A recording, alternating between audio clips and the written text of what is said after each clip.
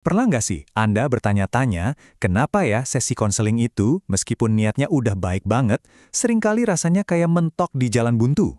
Nah, dalam pembahasan kali ini, kita akan bedah satu ide penting dari A Theology of Christian Counseling yang nunjukin satu elemen krusial yang sering banget terlupakan, yaitu teologi. Yuk, kita lihat gimana pemahaman ini bisa jadi kunci untuk konseling yang benar-benar berdampak. Oke, bagian pertama ini bakal membahas sebuah dilema inti, yaitu momen ketika niat baik ternyata nggak cukup di ruang konseling. Ini masalah mendasar yang jadi pijakan untuk seluruh pembahasan kita ke depan.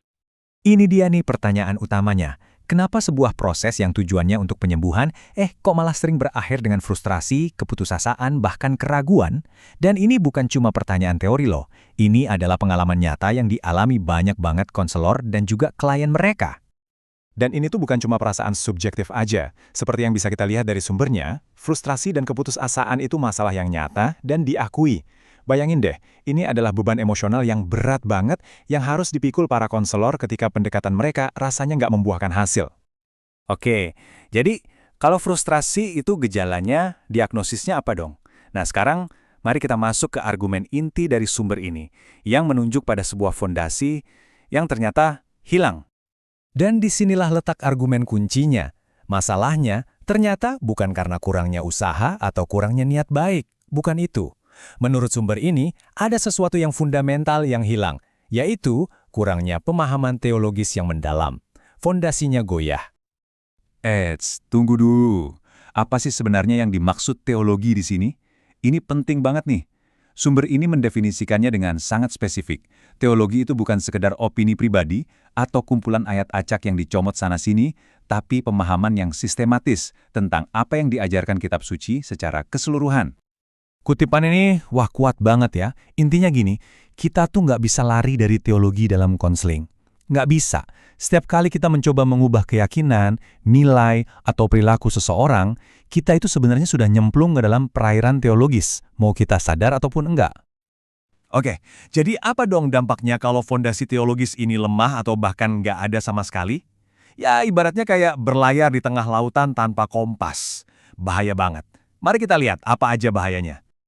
Nah, ini contoh yang umum banget terjadi.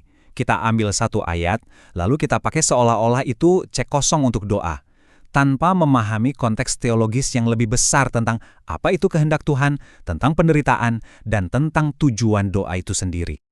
Metafora dari sumber ini tajam banget sih. Pendekatan semacam itu pada dasarnya merendahkan doa jadi cuma seperti bawa jimat keberuntungan. Doa jadi kehilangan makna spiritualnya yang dalam dan berubah jadi semacam ritual magis untuk mendapatkan apapun yang kita mau. Dan dampaknya, wah bisa sangat merusak. Ketika jimat itu ternyata nggak berfungsi, hasilnya bukan pemahaman yang lebih dalam, tapi malah apatis, frustrasi, dan yang lebih parah lagi, muncul keraguan terhadap Tuhan dan kitab suci itu sendiri. Ini adalah kerusakan spiritual yang nyata. Perbedaannya tuh benar-benar mencolok, seperti yang ditunjukkan di sini. Di sisi kiri, tanpa pemahaman teologis yang kuat, konselor jadi nggak percaya diri, samar-samar. Mirip kayak para ahli Taurat yang cuma tahu aturan tapi kehilangan esensinya. Nah, di sisi kanan, dengan fondasi yang kokoh, mereka bisa berbicara dengan otoritas dan kejelasan, persis seperti pengajaran Kristus. Nah, sekarang kita sampai ke jantung dari argumen ini. Sebuah metafora yang begitu kuat, yang bisa merangkum seluruh ide yang sudah kita bahas. Hubungan yang tak terpisahkan, koneksi organik antara teologi dan counseling. Coba deh kita renungkan ini sebentar. Sumber ini bilang, memisahkan konseling dari teologi itu sama nggak wajarnya, sama berbahayanya, seperti memisahkan roh dari tubuh. Keduanya itu saling membutuhkan. Konseling itu mungkin tubuhnya, tapi teologi adalah roh yang memberinya kehidupan. Jadi pertanyaannya itu bukan apakah konseling Anda teologis, tapi teologi apa yang menjadi dasarnya. Setiap nasihat yang Anda berikan, setiap pertanyaan yang Anda ajukan, itu semua menyiratkan sebuah komitmen teologis, yaitu keyakinan dasar Anda tentang apa itu manusia, masalah, dan solusi. Sadar atau tidak sadar. Dan ini adalah kesimpulan yang paling tajam dari semuanya. Konseling tanpa teologi adalah mati. Mungkin dari luar kelihatannya seperti konseling, tapi di dalamnya, ia nggak punya roh atau kekuatan untuk menghasilkan perubahan sejati yang bisa bertahan lama. Oke, argumennya kuat banget ya. Tapi pertanyaannya, gimana cara kita mengaplikasikannya? Nah, mari kita lihat kerangka kerja praktis yang ditawarkan oleh sumber ini untuk memulai proses integrasi tersebut. Jadi, ada 3 langkah praktis. Pertama, sadari komitmen Anda sendiri. Coba deh kenali, apa sih keyakinan teologis yang sudah Anda pegang selama ini?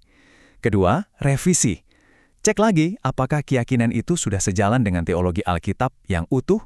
Dan ketiga, terus belajar. Karena ini adalah proses yang berkelanjutan, bukan tujuan akhir yang bisa dicapai sekali waktu. Dan hasilnya apa? Proses ini yang akan mengubah seorang konselor dari yang tadinya merasa tidak aman dan ragu-ragu menjadi seseorang yang berbicara dengan otoritas yang tepat. Ingat ya, ini bukan arogansi, tapi sebuah keyakinan yang lahir dari fondasi yang kokoh. Ini membawa kita kembali ke perbedaan yang kita lihat sebelumnya. Dan sebagai penutup, coba deh kita pikirkan ini. Kalau memang semua konseling itu teologis, lalu apa dong komitmen teologis yang tersembunyi di balik konseling yang katanya sekuler? Apa asumsi dasar mereka tentang manusia, tentang masalah, dan tentang solusi? Ini pertanyaan penting untuk kita renungkan bersama jauh setelah pembahasan ini berakhir.